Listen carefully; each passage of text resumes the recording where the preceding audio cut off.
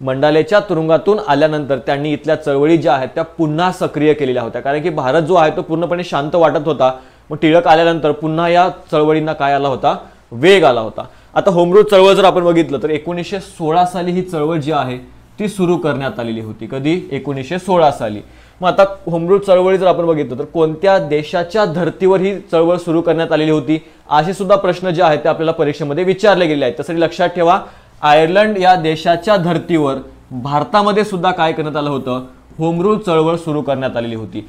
Home rule या शब्दाचाच अर्थ काय आहे, स्वयंशासन लक्षात ठेवायचा आहे। स्वतःचं शासन शब्दाचा अर्थ काय होतो, स्वयंशासन असा होतो, लक्षात ठेवायचा आहे।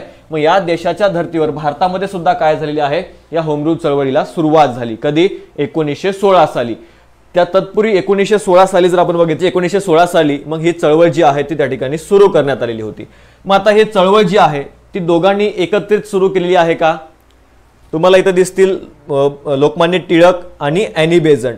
ॲनी बेझंट सुद्धा कुठल्या होत्या, आयर्लंड या देशाच्या होत्या। मग त्या भारतामध्ये कशा पद्धतीने आल्या होत्या, तर थिओसॉफिकल सोसायटीच्या त्या काय होत्या, अध्यक्ष होत्या। 1907 साली त्यांच्याकडे जर आपण बघितलं थिओसॉफिकल सोसायटीचं अध्यक्षपद त्यांच्याकडे त्या ठिकाणी आलेलं आपल्याला सांगता येतं। मग त्यानुसार त्या भारतामध्ये येऊन स्थायिक झालेल्या होत्या। तिथून पुढे ते त्या ठिकाणी भारतीय जो काही इथला हिंदू धर्म आहे त्या हिंदू धर्माकडे आकर्षित झालेल्या होत्या। पुढे त्या राजकारणामध्ये सुद्धा सक्रिय झालेल्या होत्या। म्हणून या ठिकाणी या होम रूल चळवळीच्या माध्यमातून त्यांनी राजकीय प्रवास सुद्धा त्यांचा इथं सुरू केलेला होता। मग ॲनी बेझंट असतील आणि लोकमान्य टिळक असतील, या दोघांनी मिळून जर आपण बघितलं तर ही होम रूल चळवळ सुरू करण्याचं ठरवलेलं होतं। मात्र यांनी काय केलेलं आहे, तर वेगवेगळी चळवळ सुरू केली। वेगवेगळी का सुरू केली असा प्रश्न ज्यावेळेस ॲनी बेझंट यांना विचारण्यात आला होता, त्यावेळेस ॲनी बेझंट यांनी काय केलं होतं, तर एक उत्तर दिलं होतं। ते उत्तर काय होतं, तर टिळकांचे काही अनुयायी जे आहेत त्या अनुयायांना माझे विचार पटत नाहीत आणि माझ्या काही अनुयायांना टिळकांचे विचार पटत नाहीत, त्यामुळे आम्ही ही होम रूल चळवळ वेगवेगळी सुरू करत आहोत। ठीक आहे। मग आता बेळगाव मधून जर आपण बघितलं, लोकमान्य टिळकांनी ही होम रूल चळवळ सुरू केली होती। तर मद्रास मधलं एक ठिकाण आहे अड्यार, या ठिकाणाहून जर आपण बघितलं ॲनी बेझंट यांनी ही चळवळ सुरू केलेली होती। मग कधी कधी केलेली आहे, तर एप्रिल 1916 लक्षात ठेवायची तारीख, एप्रिल 1916 साली जर आपण बघितलं तर लोकमान्य टिळकांनी काय केलं होतं, तर ही चळवळ जी आहे ती बेळगाववरून सुरू केलेली होती। त्याचबरोबर या ठिकाणी सप्टेंबरमध्ये जर आपण बघितलं, सप्टेंबर 1916 मध्ये ॲनी बेझंट यांनी अड्यारमधून ही चळवळ जी आहे ती सुरू केलेली होती। मग टिळकांकडे कोणता प्रदेश होता, ॲनी बेझंटकडे कोणता प्रदेश होता, ते लक्षात घ्यायचं आहे। टिळकांचं जर आपण बघितलं, मुंबई वगळता महाराष्ट्र, हे पॉइंट तुम्हाला लक्षात ठेवायचं आहे। मुंबई वगळता महाराष्ट्र आहे, कर्नाटकचा भाग आहे, वऱ्हाडचा भाग आहे आणि मध्य प्रांताचा भाग आहे। या भागामध्ये कोण सक्रिय होतं, तर त्या ठिकाणी लोकमान्य टिळकांची जी काही होम रूल चळवळ आहे ती या भागामध्ये सक्रिय होती। आता मुंबई वगळता महाराष्ट्र म्हणजे टिळकांकडे मुंबई होती का, तर नव्हती। मग मुंबईसह उर्वरित जो काही भाग आहे, ठीक आहे, मुंबईसह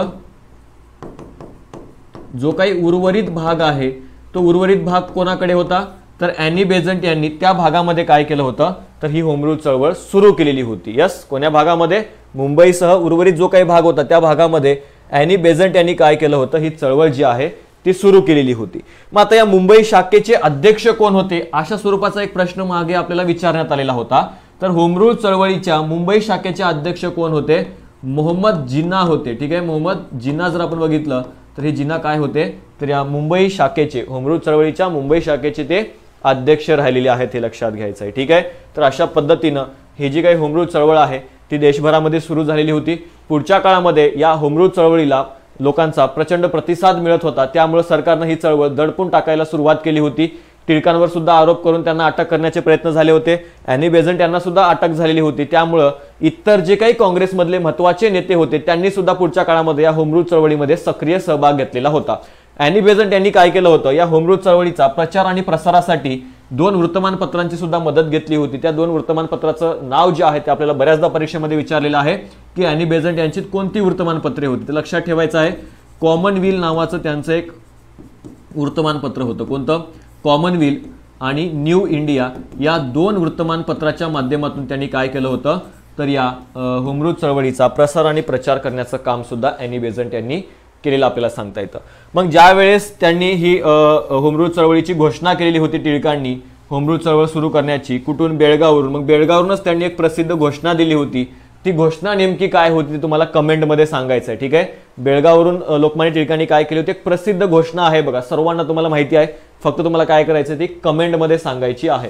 कुठून दिलेली होती, बेळगावमधून दिलेली होती. यस, लक्षात घ्या, महत्वाचं आहे. यांचेच 2 वृत्तमानपत्र आहेत, केसरी आणि मराठा, ठीक आहे. मराठाचे संपादक स्वतः कोण होते, लोकमान्य टिळक होते. केसरीचे संपादक कोण होते, आगरकर होते, लक्षात घ्यायचं आहे. त्याचप्रमाणे यांच्या दोघांमध्ये पुढे राजकीय सुधारणा आधी का सामाजिक सुधारणा आधी यामुळे मतभेद झाले. 1887 साली यांनी काय केलं होतं, आगरकरांनी केसरीचं त्यागपत्र दिलं. पुढे 1888 मध्ये स्वतःचं सुधारक नावाचं काय केलं होतं, वृत्तमानपत्र जे आहे ते कोणी सुरू केलं होतं, आगरकरांनी सुरू केलेलं आहे, लक्षात घ्यायचं, ठीक आहे. तर अशा पद्धतीनं ही जी काही होम रूल चळवळ आहे, या होम रूल चळवळीला पूर्ण देशभरामध्ये चांगला पाठिंबा मिळाला होता. त्यामुळे ब्रिटिशांना पुढच्या काळामध्ये 1919 जो काही सुधारणा कायदा आहे तो सुद्धा त्या ठिकाणी आणावा लागलेला होता, ठीक आहे.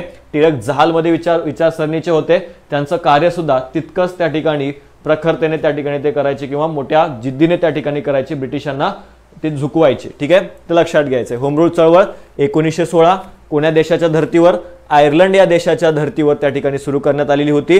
महाराष्ट्रामध्ये जर आपण बघितलं, जर त्या ठिकाणी भारतात जर विचार केला तर लोकमान्य बाळ गंगाधर टिळक, ॲनी बेझंट या दोघांनी ही चळवळ सुरू केली होती. मात्र दोघांनी एकत्रित केलेली नव्हती. बेळगाववरून जर आपण बघितलं, बेळगावपेक्षा जर आपण बघितलं, मुंबई वगळता महाराष्ट्र आहे, कर्नाटक, वराड, मध्य प्रांत या भागामध्ये टिळकांनी सुरू केली होती. तर मुंबई सह उर्वरित जो काही भारत आहे, म्हणजे टिळकांचा भाग सोडून उर्वरित जो काही प्रदेश आहे त्या प्रदेशामध्ये ॲनी बेझंट यांनी ही चळवळ सुरू केली होती. एप्रिल 1916 मध्ये लोकमान्य टिळकांनी, सप्टेंबर 1916 मध्ये ॲनी बेझंट यांनी सुरू केली होती. आणि याच्या प्रचारासाठी त्यांनी ॲनी बेझंट यांनी कॉमनवेल्थ आणि न्यू इंडिया हे वृत्तमानपत्र सुद्धा काय केले होते, सुरू केले होते. ह्या गोष्टी तुम्हाला काय करायच्या आहेत, लक्षात घ्यायच्या आहेत. पुढे आहे बघा